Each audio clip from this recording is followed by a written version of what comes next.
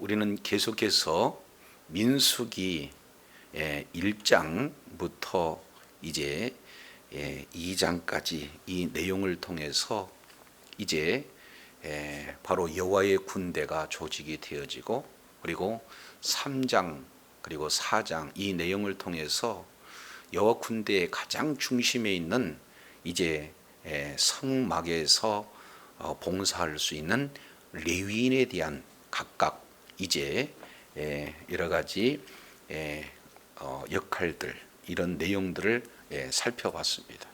그리고 이어서 5장 그리고 6장 이 내용을 통해서 이제는 여호와의 군대로서 꼭 이제 그 진영에서 유지해야 할 4대 요소, 그래서 정결의 문제, 그리고 또 하나는 단결의 문제, 그리고 헌신과 네 번째 축복의 문제, 이 내용이 진영을 유지하는데 가장 핵심적인 요소다라는 사실들을 살펴봤어요. 이어서 이제 가나안 땅을 정복하기 앞서 최종적인 준비사항 내용 약 9가지 측면을 우리가 살펴보는 가운데, 가장 먼저 우리가 지난번 7장 1절부터 9절까지 내용을 통해서 살펴봤습니다. 그 내용은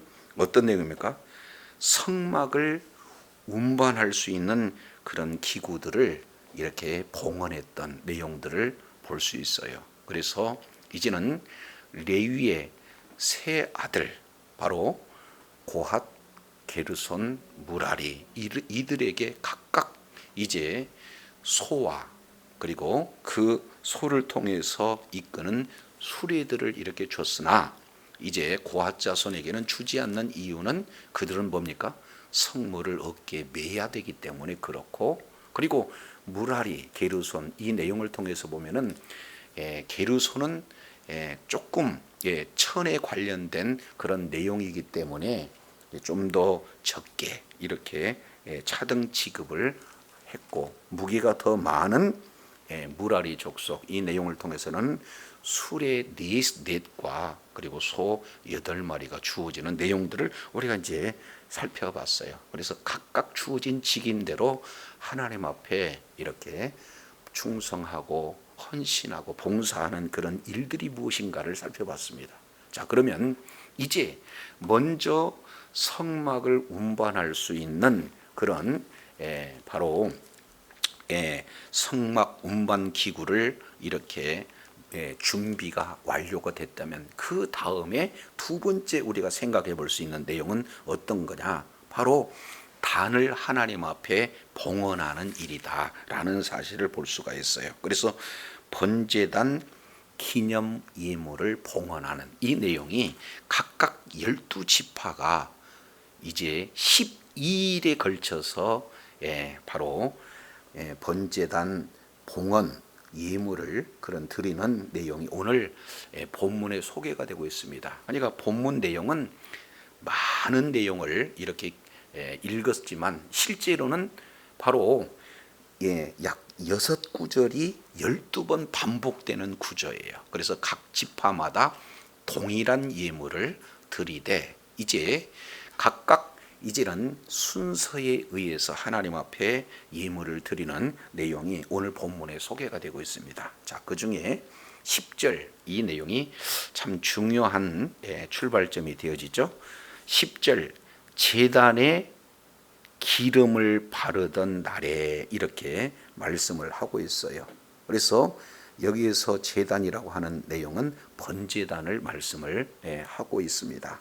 그래서 이제 미츠베하, 그 단에는 토단도 있고 또 놋단도 있고 여러 가지 돌단도 있지만, 여기에서 이렇게 말씀하고 있는 바로 성막의 이런 놋제단을 지금 이렇게 말씀을 하고 있는 것을 보게 됩니다. 거기에 기름을 발랐다 하는 내용을 말씀하고 있는데, 자, 10절 하반절 내용을 통해서 보면은 이제 제단에 뭐예요? 봉헌을 하는 그런 봉헌을 위하여 헌물을 이제 제단 앞에 드린다, 이런 내용들을 말씀을 하고 있습니다. 그러니까 이제는 봉헌식이죠. 제단의 뭐라고요? 봉헌식. 이래서 봉헌식이라고 하면 우리가 잘 알겠지만 이제는 번제단을 처음으로 만들어 놓은 이후에 처음으로 그 번제단을 사용해야 되는데, 사용하기 앞서 하나님 앞에 이제는 봉헌하는 예식, 이 내용이 번제단 봉헌 예식이 되어지는 것을 보게 됩니다. 그러면은 이 봉헌 예식을 통해서 이 번제단의 실제 소유권은 누구에게 주어진다는 겁니까? 하나님께 주어지는 거예요. 그래서 하나님의 주권을 인정하고 모든 것이 바로 하나님의 소유입니다. 그러니 번제단을 쓰기 앞서 하나님 앞에 봉헌 이제 예식을 드리는 겁니다 하는 이 내용이 이제 번제단의 봉헌식이에요. 그럴 때 각각 12지파가 봉헌 예물을 드리는 내용을 지금 말씀을 하고 있습니다. 자, 그러면은 우리 역시 마찬가지예요. 이제 우리는 하나님께 쓰임을 받기 위해서 철저하게 하나님을 예배드리는 삶, 하나님의 귀한 사명을 감당하기 위해서 우리 자신이 먼저 하나님 앞에 뭐예요? 드려지는. 그래서 이제는 하나님께서 이제 우리가 가지고 있는 모든 시간이나 모든 재능이나 모든 물질이나 모든 건강, 이런 모든 것들을 하나님 앞에 드림으로 말미암아 이제는 전적으로 나는 예수 그리스도의 피의 값으로 지불되었기에 전적으로 하나님의 소유이고 또 소유된 하나님의 백성으로서 주의 사명을 잘 감당하겠습니다 하는 내용이 오늘 번제단에 하나님 앞에 드려지는 봉헌식 속에서 우리가 받을 수 있는 교훈이 되어지는 겁니다. 그래서 7장 10절 번제단의 봉헌을 위해서 각각 이제는 예물을 드리되, 그 예물을 드리는 내용은 11절에 근거해서 드리는 거예요. 자, 11절 내용을 보니까 여호와께서 모세에게 이르시기를, 이제 하나님께서 직접 명령하시는 거죠. 그 명령의 내용이 뭡니까? 지휘관들은 하루 한 사람씩 제단의 봉헌물을 드릴지니라 하셨어요. 이 내용은 하나님의 뭐예요? 직접적인 명령을 지금 이렇게 말씀을 하고 있는 것을 보게 되어져요. 그래서 여기에서 드리는 자들은 누가 드리는 내용입니까? 바로 지휘관들이 드려요. 그러면 여기서 지휘관은 누구냐? 이것은 민수기 1장 5절부터 15절까지 맨 처음 인구 조사를 할 때 각 지파의 지휘관들을 이제 12명 하나님께서 직접 이렇게 부르시는 그런 자들이잖아요. 그 자들이에요 지금. 그리고 이 자들은 2장 3절부터 31절까지 내용을 통해서 보면은 이제 성막을 중심으로 해서 시계 방향으로 동남 서북, 그래서 각각 세 지파씩 이제 동남 서북 시계 방향으로 진이 이제 어떻게 됩니까? 진영이 또 이렇게 갖추어지고 또 이동할 때는 동쪽, 남쪽, 서쪽, 북쪽 순으로 이렇게 진행하는데 오늘 이 순서 자체가 어떻게 됩니까? 시계 방향대로 그 진행 순서에 맞는 그런 어떤 순서대로 각 지휘관들이 봉헌 예물을 드려라 우리 하나님께서 말씀을 하고 있어요. 자, 그런데 이제 원칙 내용을 통해서 보니까 하루 한 사람씩 드려라 지금 이렇게 말씀을 하고 있습니다. 우리가 계속 본문의 내용을 읽어봐서 알겠지만은 하루에 이제 전체 12지파가 다 드릴 수도 있는데 왜 하루에 한 지파씩 한 지파의 그런 지도자 한 사람씩 드리라고 하는 건가 하는 내용의 첫 번째 내용을 우리가 살펴볼 수 있는 내용은요, 그만큼 드리는 예물이 많기도 해요. 그러나 본질적인 내용을 통해서 보면은 이제 헌신은 어떻게 해야 된다? 하루에도 이틀에도 3일에도, 그래서 12는 완전수예요. 그래서 3, 이 내용은 하늘의 수죠. 4는 동서남북 땅의 수입니다. 그래서 하늘과 땅이 만나는 수, 이 내용이 7도 완전수요, 3 곱하기 4, 이 12도 완전수예요. 그래서 하나님 앞에 헌신하되 어떻게 돼요? 하루만 이렇게 헌신하는 내용이 아니라 그 헌신은 어떻게 되느냐? 계속해서 헌신되어져야 된다. 일시적인 헌신이 아니라 지속적이고 이제 끝까지 하나님 앞에 헌신해야 된다 하는 내용들을 지금 우리 하나님께서 명령하시는 그런 어떤 내용이에요. 저도 여러분도 때로는요, 내가 뭔가 능력이 갖춰졌을 때, 아니면은 좋은 환경이 열려졌을 때, 그리고 감사할 일이 풍성할 때, 이런 내용에는 하나님 앞에 헌신을 하게 될 때 조금 쉬운 면이 있어요. 그런데 환경도 열리지 않고 감사의 조건도 없는데 내가 하나님께 헌신해야 될까 하는 내용들을 우리가 생각해 본다면은, 그것은 환경 따라 여러 가지 조건이 갖춰진 따라 이런 내용으로 헌신하는 것이 아니라 어떤 상황 속에서도 지속적으로 끊임없이 헌신할 것에 대한 내용을 지금 하나님께서 명령하고 계시다라는 사실을 보게 됩니다. 근데 여기서 놀라운 사실은 여기에 누가 드리는 거예요?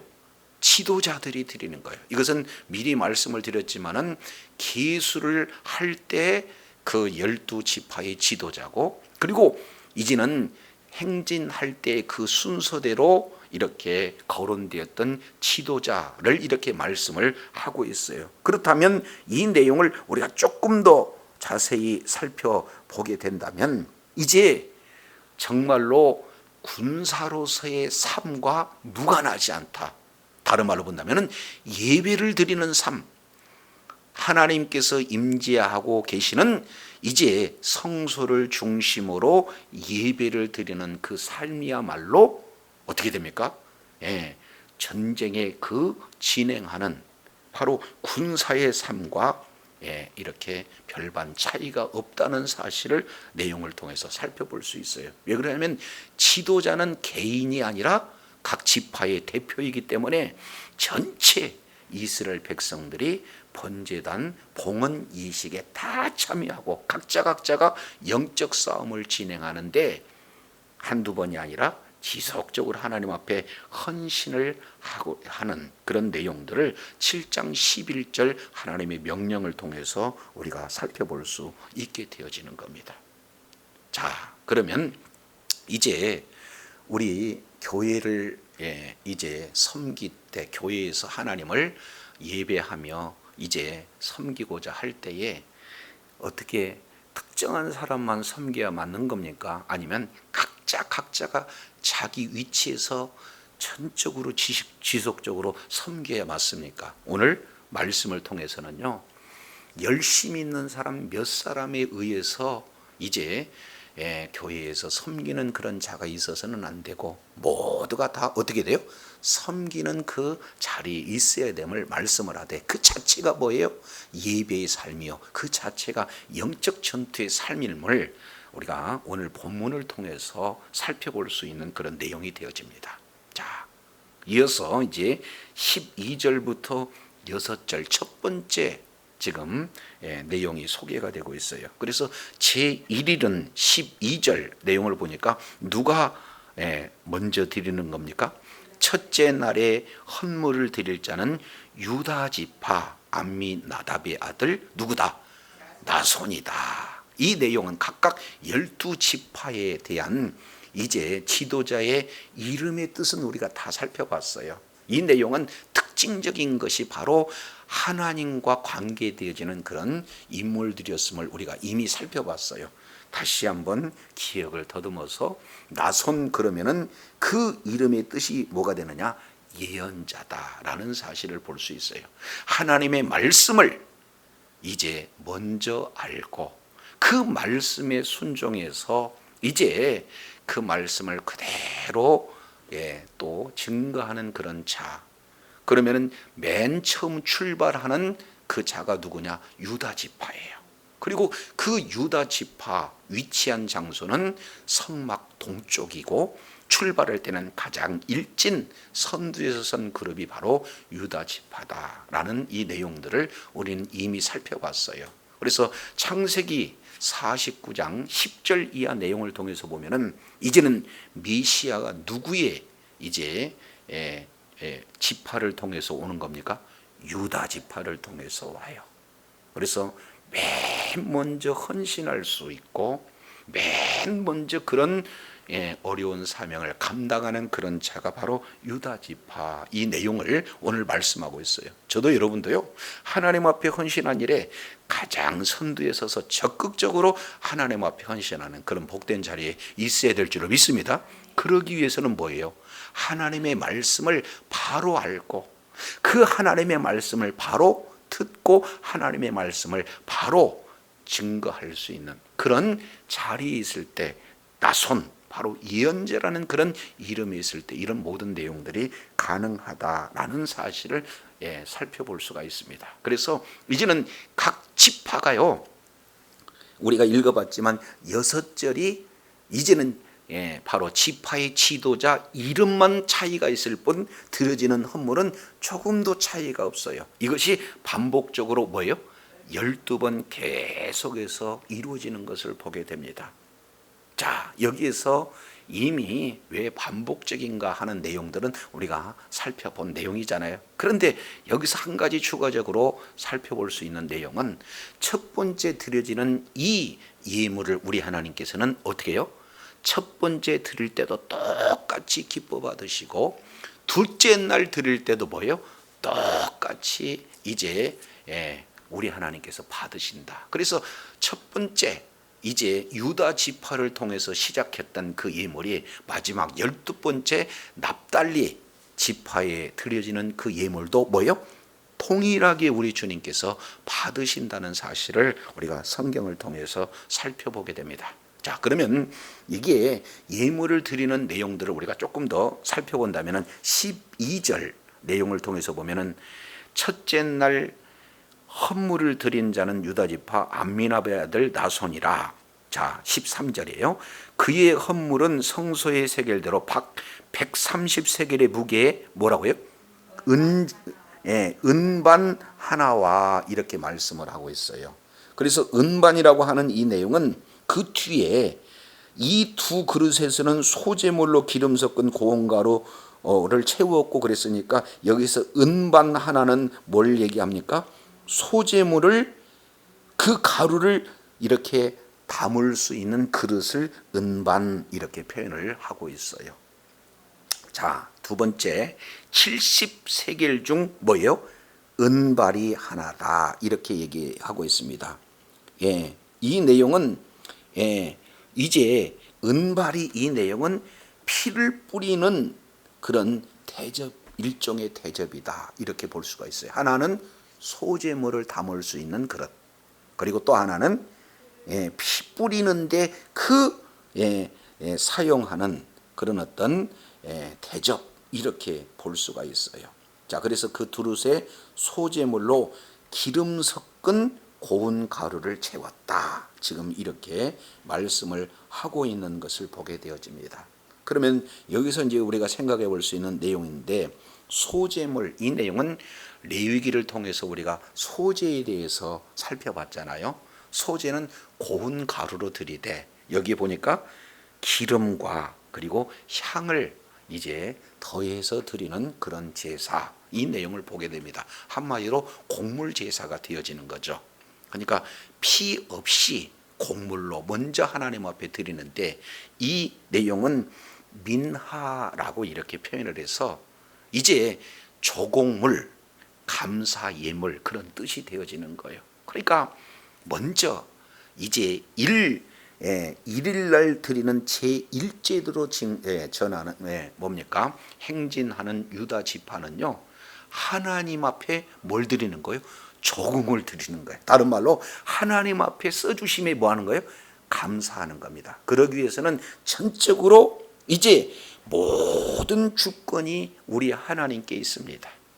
그리고 그 하나님께 마치 이제 소국 작은 나라가 대국 큰 나라에게 조공을 바치듯이 이제는 끝까지 충성을 맹세하겠습니다 하며 조공을 드리듯이 감사 제사를 하나님 앞에 드리는 것이 소제물이에요.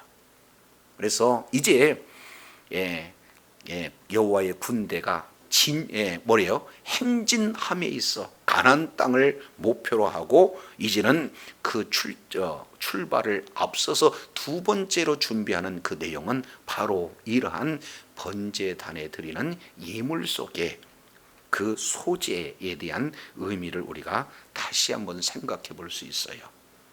저도 여러분도 이제 우리는 예수 그리스도의 피의 값을 지불하고 사신 그런 존재이기 때문에 우리의 주권자가 누가 되시는 겁니까? 우리 주님이에요. 그래서 하나님 앞에 기꺼이 이제는 하나님의 주권을 인정하고 끝까지 충성을 맹세하는 그런 소제물의 그런 삶이 우리에게 요구되어지는 그런 내용들을 보게 됩니다. 그런데 여기에 이제 기름이 섞였어요. 그리고 향이 채워졌어요. 이런 어떤 내용들을 통해서 보면은 기름은 때로는 이제 기쁨을 상징하고 있죠. 그러니까 기쁨으로 힘이 약해서 억지로 하나님 앞에 충성 맹세하거나 주권을 인정하는 감사의 내용이 아니라 자발적으로 정말로 기쁨으로 하나님 앞에 충성 맹세를 하는, 그리고 이 내용은 향그레서니까 여기에서 나타나는 이 내용은 뭡니까? 이 향을 드릴 때는요, 출애굽기 내용을 우리가 살펴보게 되어지면은 이 향은 상번제를 드릴 때마다 뭐예요? 향을 드리는 거예요. 그래서 성소, 지성소와 가장 가까운 성소의 그런 어떤 휘장 바로 앞에 뭐가 있습니까? 분향단의 향을 이제는 제사장들은 아침 저녁으로 이렇게 드리는 거예요. 한마디로 본다면은 하루의 시작도 기도로 시작하고 또 하루의 마감도 뭐가 됩니까? 기도로 마감하는 거예요. 그래서 여기서 향이라고 하는 이 내용은 그러한 하나님의 주권을 인정하고 충성을 맹세하는 그런 감사의, 자발적인 감사의 내용, 이 내용은 기도로 시작해서 기도로 마치지 않으면은 그러한 사명을 감당할 수가 없어요. 내 힘으로 내 능력으로 될 수 없어요. 그렇기 때문에 하나님 앞에 뭐 하는 거예요? 기도로 시작해서 기도로 마치는 이런 내용을 오늘 소제 속의 기름과 향을 통해서 우리가 살펴보게 되어집니다. 자, 두 번째 15절에 이제는 유다 지파의 나손이 그 유다 지파를 대표해서 드리는 또 하나 내용은 15절에 어떤 내용이 기록이 되고 있습니까? 또 번제물로 수송아지 한 마리, 그리고 수양 한 마리, 1년 된 어린 수양 한 마리를 뭘로 드리는 거예요? 번제물로 드려요. 여기서 번이라고 하는 이 내용은 바로 태울 번자를 써요. 그러니까 번제는 전적으로 다 태워서 이제 하나님이 향기로운 냄새를 흠향하시는, 받으시는 그런 제사의 내용이 뭡니까? 번제물이에요. 그래서 전적인 헌신, 전적인 이제 순종, 이 내용이 번제물 속에 녹아져 있어요. 그러니 이제는 모든 이제 사명을 감당할 때 전적으로 헌신하겠습니다. 전적으로 순종하겠습니다. 이 모델은 바로 예수 그리스도께서 이제 보여주신 그 모델이죠. 이제 하나님의 뜻을 이루는데 전적으로 순종했던 바로 예수님이 걸었던 길처럼 우리도 어떻게 돼요? 모든 것을 다 불태워서, 남김없이 불태워서 하나님 앞에 이제 충성된 그런 헌신의 내용이 바로 번제물이에요. 자, 세 번째 16절 내용을 통해서 살펴보면 이제는 이어서 속죄물로 수염소 한 마리를 드린다 이렇게 말씀하고 있어요. 하나님의 주권을 인정하고 하나님 앞에 충성하되 자원해서 감사함으로 이 모든 것이 진행이 되지만 철저하게 사역문에 있어서 이제 온전한 헌신, 온전한 충성, 번제물로서의 그런 어떤 삶을 산다고 할지라도 우리는 알게 모르게 뭐예요? 죄에 노출될 수밖에 없는 연약함이 여전히 우리들에게 나타납니다. 그럴 때마다 어떻게 해요? 이제 죄 문제를 속죄, 이 죄를 속하는 제사인 속죄제, 이 속죄제가 아니고는 하나님과의 관계에 큰 뭡니까? 하나의 벽이 생겨지게 되어지는 거죠. 그러니까 반드시 충성 헌신하면서도 우리에게 필요한 것이 뭐가 되는 거예요? 예, 속죄제요. 죄 사함의 문제. 예수 그리스도의 보혈의 은혜를 의지하지 않고 우리가 어떤 일도 헌신할 수 없음을 이렇게 살펴볼 수가 됩니다. 살펴볼 수가 있어요. 그래서 죄라는 것은 말씀에서 벗어나는 거죠. 하나님에 대해서는 불순종하는 내용. 그리고 사람에게 대해서는 이제 뭡니까? 상대방의 권리를 침해하는 이런 모든 내용 자체가 다 죄 문제예요. 그래서 하나님에 대한 죄, 또 사람에 대한 이 죄, 이 모든 문제를 알게 모르게 지을 수 있는 우리들은 반드시 뭐예요? 속죄죄를 드리면서 하나님 앞에 이렇게 전적으로 헌신하고 이렇게 말씀에 순종하는 그런 어떤 삶이 되어져야 된다라는 사실을 봅니다. 그러면서 네 번째 제사의 종료가 17절에 기록되고 있죠. 화목제물로 소 2마리, 그리고 수양 5마리, 수염소 5마리, 1년 된 어린 수양 5마리라. 그러면은 여기 제물로 보니까 소제, 그 다음에 번제, 그 다음에 속죄제, 그 다음에 화목제. 그런데 가장 제물이 많은 것이 어떤 제사입니까? 화목제다라는 사실을 우리가 살펴볼 수가 있어요. 그러면은 우리가 잘 알겠지만 화목제 이 내용은 샬롬이에요. 그러니까 하나님과의 관계에서 샬롬. 그죠? 그러니까 하나님과 관계가 올바르게 되어지고 하나님과 긴밀한 그런 교제가 이루어지는 핵심 내용이 뭡니까? 화목제물입니다. 그래서 정말로 하나님 앞에 전적으로 헌신하고 속죄함의 그런 어떤 삶을 살지만 그 내용을 통해서도 가장 중요한 게 뭐예요? 하나님과의 관계예요. 하나님과의 친밀한 교제가 매우 중요하기 때문에 가장 뭐예요? 많은 이제 제물들이 말하고 있습니다. 이 내용은 이제 레위기 내용을 통해서 우리가 살펴봅니다. 1장에서 5장까지 그리고 8장까지 이 내용을 통해서 우리가 살펴보면은 화목제에는 크게 세 가지 종류가 있죠. 감사함으로 화목제를 드리고 서원제로서 화목제를 드리고 그렇지 않습니까? 자원해서 화목제를 드리는 그런 내용이에요. 그러니까 이 화목제는 그저 하나님께서 이러한 은혜를 주셔서 하나님과의 관계가 긴밀해지고 정말로 깊은 교제가 이루어질 수 있는 그 은혜 주심에 감사를 뭐예요? 풍성하게 하나님 앞에 드리는 이런 삶을 이렇게 보게 되어집니다. 그래서 이스라엘 백성들이 여호와의 군대에 각자 주어지는 그런 위치에서 주신 사명을 감당할 때 이렇게 소제로 그리고 번제로 속죄제로 화목제로 드리는 그런 내용이 우리 하나님께서 명령해서 순종하는 내용이지만 이 모든 내용이 자발적으로 드려지는 정말로 기쁨과 감사로 드려지는 그리고 정말로 충성과 헌신을 이렇게 하나님 앞에 드리는 그런 예물들이 이제는 각 지파마다 그대로 드려졌다는 사실들을 우리가 살펴볼 수가 있습니다. 자, 그러면 1일에는 12절 유다 지파였어요. 그러면 2일에는 유이스, 그렇죠? 동쪽에 있는 세 지파. 그 다음에는 이사갈이 똑같이 일일 드렸던 유다 지파와 똑같은 예물 숫자도 같아요. 자, 이런 내용을 동일한 믿음으로 하나님 앞에 드리되, 자, 3일에는 이제는 스불론 24절에 있죠. 4일에는 이제는 남쪽 진영의 바로 르벤입니다. 실제 장자이기는 하지만 어떻게 돼요? 이제는 유다 지파 이어서 이제 이렇게 남쪽 이제 지역에서 이렇게 진행하는 그런 주둔하는, 그리고 출발은 두 번째 하는 내용이 르우벤 지파다. 그 르우벤 지파도 동일한 이제 제물들이 드려져요. 그래서 소제, 그리고 속죄제, 번제, 속죄제, 화목제 동일하게 동일한 숫자로 드리는 내용들을 보게 됩니다. 자, 그래서 이제 르시가 르우벤, 그리고 5일에는 시몬, 그리고 6일에는 갓지파. 그래서 36절 내용 보니까 시몬 지파, 그리고 42절 갓지파가 드려지는 내용들을 보게 돼요. 자, 이제는 이제 동남, 그 다음에 뭐예요?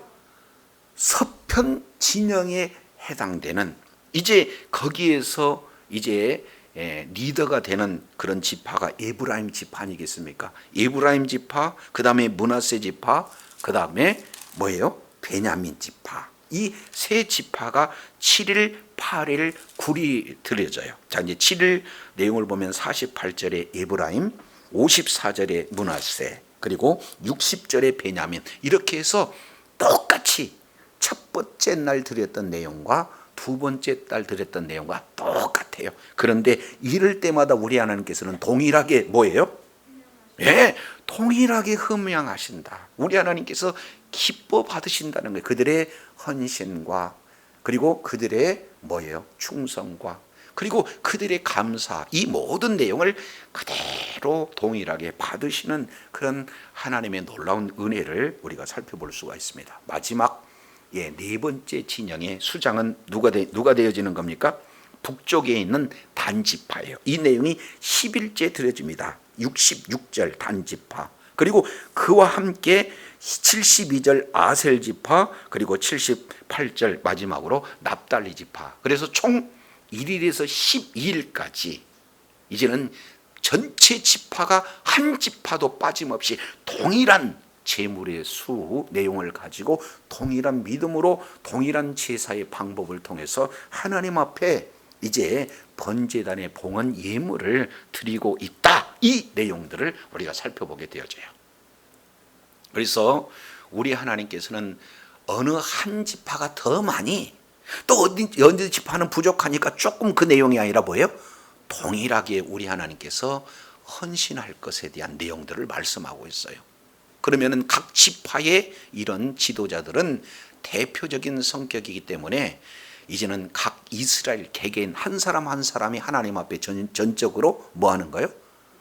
봉헌하는 그런 그 믿음이 이 속에 그대로 고스란히 담겨져 있습니다. 오늘날도 역시 마찬가지예요. 정말로 하나님의 그 비밀을 알고 하나님의 은혜를 받아서 그저 하나님의 감사에서 헌신하는 자는 사실 많아요. 근데 따지고 보면은 그 많은 자들 가운데 교회 전체 그런 내용을 통해서 보면은 특정한 사람, 일부 사람이 그렇게 열심을 내서 헌신하는 내용들을 보게 됩니다. 그러나 우리 하나님께서 정말로 오늘 본문을 통해서 요구하는 것은 어떤 특정한 사람이 많이라기보다는 모두가 다 헌신을 할 것에 대한 내용들을 그대로 지금 보여주고 있어요. 그래서 각각 있는 그 위치에 맡은 사명 잘 감당해서 전적으로 하나님의 주권을 인정하고, 그리고 하나님 앞에 끝까지 이렇게 충성하고 헌신하는 그런 복된 자리에 있어야 될 줄로 믿습니다. 이것이 하나님 앞에 드려지는 예배요, 삶의 예배요, 바로 영적 전투의 현장이다라고 볼 수가 있습니다. 자, 그러면 이제 우리가 주일날 와서 하나님 앞에 예배를 드리지만 이제는 마지막 파송 예배가 드려지니까 우리는 한 주간 모든 각자 처한 그 위치에서 삶의 예배를 드리는 내용을 하나님께 이제는 기뻐 받으시는 예배를 드려야 되는 거 아니겠습니까? 그러면 가정주부는 가정주부로서 있는 그 위치에서 어떻게 돼요? 오늘 소제를 통해서 뭡니까? 번제를 통해서 속죄제를 통해서 화목제를 드리는 전적인 그런 어떤 삶의 예배의 삶이 중요해요. 직장인은 직장인 거기서, 사업하는 자는 생업터전 그곳에서, 학생은 바로 공부하는 그런 학교 현장에서 동일하게 이런 믿음으로 각자가 드려지는 이런 내용은 하나님께서 명령하시는 그런 명령이다. 이 내용들을 우리가 살펴볼 수가 있어요. 자, 이어서 84절부터 88절까지 이 내용은 이제 봉헌 예물을 각각 12지파 다 드렸는데 그 12지파가 드린 내용에 대한 총계가 지금 소개가 되고 있습니다. 자, 여기서 이제 우리가 한번 생각해 볼 수 있는 이 내용은요. 자, 1절 우리 한번 잠깐 살펴볼까요? 자, 1절 내용을 통해서 보니까 이제 장막을 세우기를 필요하고 기름을 발라 거룩하게 구별한 날, 이렇게 말하고 있죠. 자, 근데 이게 10절 내용을 보니까 단에 기름을 바르던 날에, 이렇게 말씀을 하고 있어요. 그러면서 다시 84절 내용을 보니까 단에 기름을 바르던 날에, 이렇게 말씀하고 있어요. 그러니까 여기 시작도 마지막도 어떤 날입니까? 이 봉헌 예식이 드려지는 날은 단에다가 기름을 발랐던 날. 기름 바른다는 것은 뭐예요?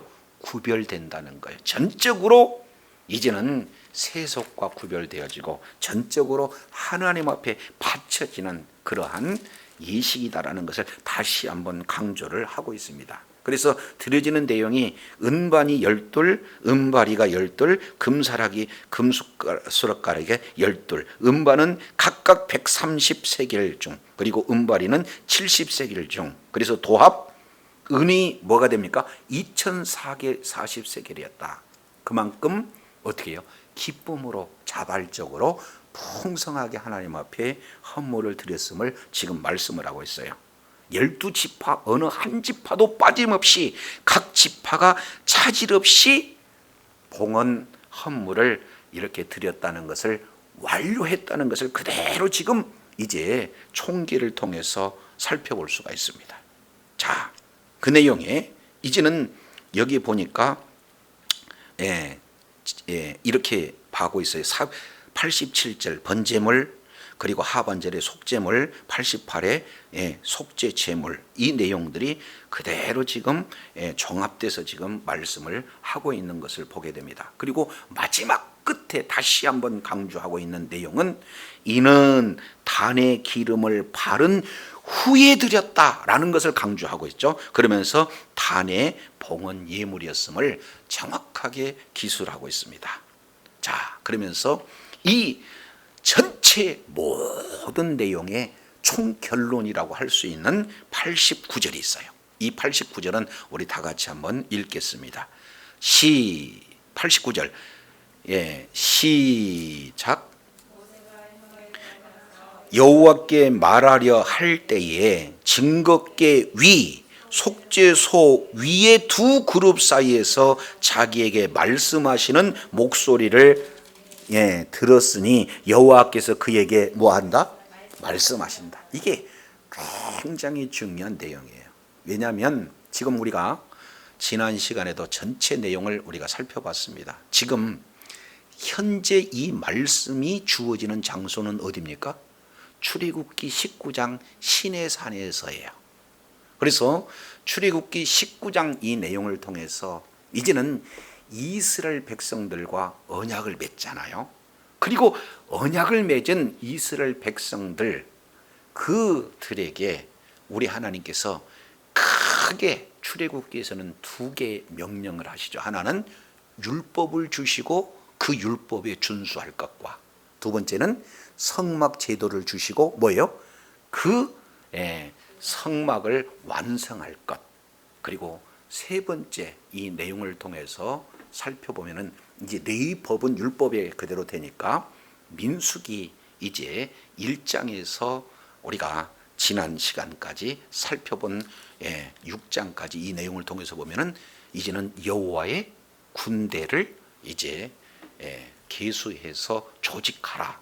이 내용을 지금 말씀을 하고 있습니다. 그리고 이제는 민수기 10장 11절에 드디어 출발을 시작하고 있는데 최종적으로 점검하는 그런 내용에 대략 9가지 내용이 소개가 되고 있는데 그 중에 두 번째, 바로 번제단의 봉헌식을 통해서 예물 드릴 것에 대한 명령을 말씀을 하고 있어요. 근데 여기서 이제 주의할, 우리가 집중적으로 생각해 볼 수 있는 내용은요, 여호와의 군대에 가장 중요한 것은 누가 계셔야 돼요?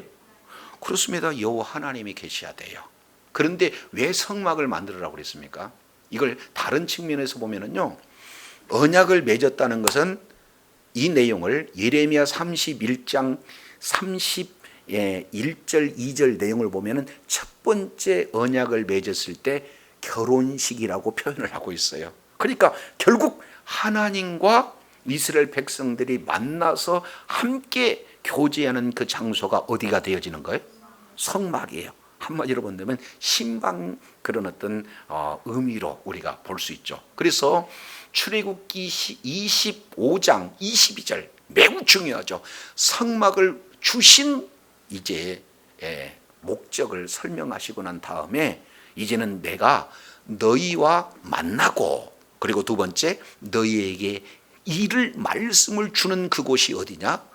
성막의 지성소, 그리고 지성소 중에서도 법궤, 법궤에도 속죄소, 속죄에서도 뭐예요? 그룹과 그룹 사이에서 우리 하나님께서 내가 너를 만나주고, 그리고 앞으로 진행할 모든 내용들을 뭐하리라? 말씀하리라 약속하셨다, 그 말이죠. 그리고 출애굽기 40장 내용을 통해서 성막이 완성되어지고, 오늘 보세요. 내용을 통해서 보니까 여호와의 영광으로 충만했는데 이제는 먼저 하나님 앞에 이제 단을 드리고 난 다음에 모세가 회막 안으로 들어갔어요. 그리고 여호와께 뭐 하려고 들어갔습니까? 말씀하려고 들어갔다. 그러니까 하나님과 약속된 만남의 장소에 약속대로 모세가 하나님을 만나려고, 하나님께 말씀을 드리려고 들어갈 그때에, 자, 증거궤 위 그랬습니다. 여기서 증거궤는 다른 말로 법궤죠. 법궤 위는 뭐가 있는 것이에요? 속죄소예요. 그 속죄소 중에서도 그룹 사이에서 만나 주시겠다는 그 하나님께서 모세가 말하기도 전에 이미 하나님께서 뭐예요? 말씀을 이렇게 하셨다. 그래서 모세는 말 한마디도 못하고 누가 말씀하시는 거예요?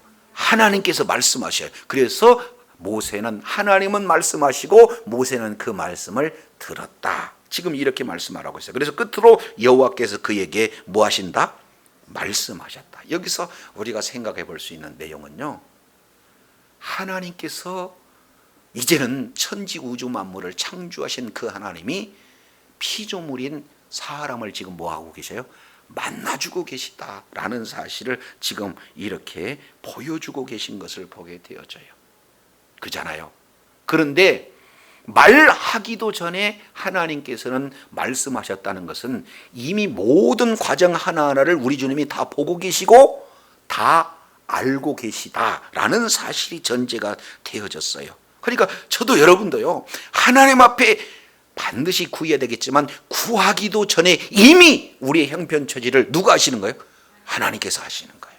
그리고 아시는 분이 이제는 은혜를 베풀어 주시기 위해서 약속된 만남에서 만나 주시겠다는 거죠. 그리고 그 속에서 만나고 하실 일들을 다 말씀을 하시는 이런 놀라운 역사가 오늘 본문에 소개가 되고 있습니다.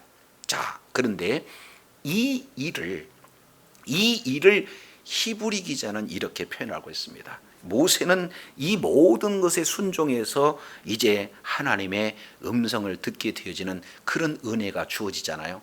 이후에 하나님과 아무 때나 만날 수가 없어요. 대속죄일, 그것도 대제사장이 1년에 단 한 차례 7월 15일 하나님이 정한 방법 그대로 하나님의 법대로 나가서 민족을 위한 그런 어떤 그 대속을 위해서 나가는 내용이 하나님을 만날 수 있는 유일한 그런 만남의 시간이 되어지는 거예요. 근데 이것을 히브리 기자는 이렇게 표현하고 있습니다. 자, 히브리서 한 군데 보고 마치겠습니다. 히브리서 4장 14절. 그러므로 우리에게는 큰 대제사장이 있으니, 바로 대제사장이 있는데 그 대제사장과 좀 더 구별하기 위해서 앞에다가 큰 대제사장 이렇게 표현을 하고 있어요. 그런데 큰 대제사장은 누구냐? 1번 승천하신 자. 인간 대제사장은 죽고 승천할 수 없습니다. 두 번째, 하나님의 아들. 바로 대제사장은 사람이 아니라 누구예요? 하나님이시다. 세 번째, 예수. 이 예수라고 하는 이 내용은 뭘 얘기합니까? 구원자예요. 여호와의 또 다른 표현이 되어진 거죠. 그래서 마태복음 1장 21절 내용을 통해서 보면 자기 백성의 죄에서 구원할 자, 바로 예수. 그분이 이제는 어떻게 됩니까? 바로 우리의 큰 대제사장이 되신다. 그러니 우리가 이런 믿는 도리를 뭐예요? 굳건히 잡아라. 이 믿는 도리라고 하는 것은 신앙 고백이죠. 예수님은 누구냐? 승천하신 자다. 바로 하나님의 아들이다. 예수시다. 그분이 우리의 큰 대제사장이다라는 이런 신앙 고백을 끝까지 굳게 잡게 되어지면 이제 우리들에게 큰 은혜가 있는데, 왜냐하면 하고 15절에 기록하고 있습니다. 우리에게 대제사장은 우리의 연약함을 뭐하지 못한 것도 아니다, 공감하지 못할 뿐이 아니다는 거예요. 왜 그래요? 그분은 하나님이시지만 이 땅에 육신의 몸을 입고 왔기 때문에 육신이 겪어야 할 모든 내용을 다 겪었어요. 그러니 우리의 연약함을 지식적으로 아는 것이 아니라 직접 연약함으로 나타난 체험 속에서 우리 주님이 아셨기 때문에 우리와 똑같은 일에 한결같이 그분을, 우리가 받은 시험 예수님께서 다 받으셨어요. 그리고 그 시험은 죄가 없이 받으신 내용이기 때문에 우리가 받아야 할 시험을 우리 주님께서 대신 받으신 것이다 라는 것을 보게 됩니다. 따라서 16절, 그러므로 우리가 믿는 그 신앙 고백 안에 굳건히 잡게 되어지면 우리가 1번 뭘 받고? 긍휼하심을 받고, 우리가 무슨 자격이 되어서 뭔가 조건을 갖추어서 하나님 앞에 남대히 나갈 수가 있는 것이 아니에요. 전적으로 우리들에게 뭐가 주어지는 겁니까? 긍휼하심이 주어져요. 자, 그러면 이제 그러한 하나님의 자비로우신 사랑이 근거해서 우리는 때를 따라 돕는 은혜를 얻기 위하여 은혜의 보좌 앞에 뭐예요? 담대히 나갈 수 있어요. 그러면 하나님 보좌 우편에 이미 속죄 사역을 이제 십자가에서 다 이루시고, 이제는 하나님 보좌 우편에서 이제는 어떻게 됩니까? 우리를 위해서 중보해 주시는 대제사장으로서 이렇게 함께 하기 때문에 우리가 하나님 앞에 나가게 되어지면은 다 죄인인 인생이 어떻게 되는 겁니까? 하나님 만나기도 전에 죽어요. 그런데 우리가 나갈 수 있는 내용은 우리를 위해서 십자가에서 우리들의 모든 죄 문제를 사해 주실 뿐만 아니라 오늘 또 하나님 보좌 우편에서 우리를 위해서 뭐예요? 중보해 주시는 대제사장 예수 그리스도께서 이제 우리를 위해서 중보해 주시기 때문에 우리는 대제사장이 1년에 한 차례만 나가는 것이 아니라 담대히 하나님 앞에 나가는 내용이 언제든지 수시로 열려진 줄로 깨달으시기를 바랍니다. 그래서 오늘 이제는 하나님 앞에 여호와의 군대로서 전적으로 하나님 앞에 이제는 주님의 주권을 인정합니다. 충성을 맹세합니다 하면서 감사 예물로 소제물을 드릴 뿐만 아니라 그 내용은 기쁨으로 드려지고 그 모든 내용이 기도로 시작해서 기도로 마치는 그런 내용이 되어진다. 거기에 번제로 드림으로 말미암아 내가 전적으로 헌신하고 전적으로 충성할 것에 대한 내용이지만, 때로는 우리가 알게 모르게 지은 죄악 때문에 속죄제를 드리는 내용을 잊지 않고 더 나아가서 하나님께서 쓰신 것에 대한 은혜에 감사해서 하나님 앞에 화목제물로 풍성히 드림으로 말미암아 이제는 하나님께서 이제는 이겨놓은 싸움 앞으로 나갈 때 우리가 그 말씀에 순종하게 이제 나갈 때마다 날마다 영적 싸움 그 자체가 영적 예배요, 산 예배요, 하나님이 받으시는 예배가 되기 위해서 이런 확실한 믿는 믿음으로 먼저 하나님 앞에 헌신하는 그런 축복의 역사가 있어야 될 줄로 믿습니다. 그로 말미암아 우리는 산 예배를 통해서 영적 전쟁에서 승리함으로 끝까지 의로운 병기로 쓰임받고 하나님께 영광 돌리는 주의 사랑하는 자녀들이 다 되어지기를 간절히 원합니다. 기도하겠습니다. 하나님 아버지 감사합니다. 이스라엘 백성들은 이제 군대를, 여호와의 군대를 이제는 다 조직해 놓고 각각 위치와 사명을 다 안 이후에 정말로 여호와의 군대가 이제는 지속적으로 유지되는 비결 4가지, 정결의 문제, 탄압의 문제, 헌신의 문제, 축복의 문제가 온전히 갖춰졌다 할지라도 마지막 최종적으로 출발하기에 앞서 이제 준비해야 할 약 9가지 사항 내용 중에 먼저 하나님 앞에 이제는 뭡니까? 바로 성막을 운반할 수 있는 그 기구를 가장 먼저 봉헌한 것으로 첫 번째 준비가 되었다면, 두 번째는 하나님 앞에 번제단으로 봉헌 예식을 드리는, 그에 따른 예물을 드리는 내용들을 살펴보게 됩니다. 먼저 이제는 물건이 있던 이 번제단을 이제 사용하기에 앞서 이것은 전적으로 하나님의 소유물이십니다.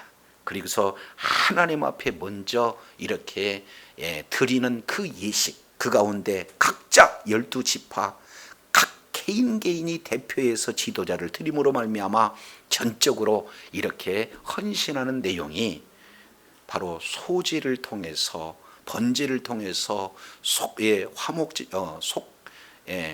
속죄제를 통해서, 화목제를 통해서 전적으로 하나님 앞에 헌신하고 감사임을 드리는 내용들의 의미를 일깨워 주셨사온즉 주님이 다시 오실 그때까지 날마다 삶의 예배, 영적 전투에 승리하는, 그래서 잘 갖춰지고 하나님께서 이제 날마다 이기게 하시는 그런 이김의 싸움을 이제 하기 위한 놀라운 비결을 일깨워 주셨사오니 날마다 승리하여 하나님께 영광 돌리는 주의 사랑하는 자녀들 다 되게 하여 주시옵소서.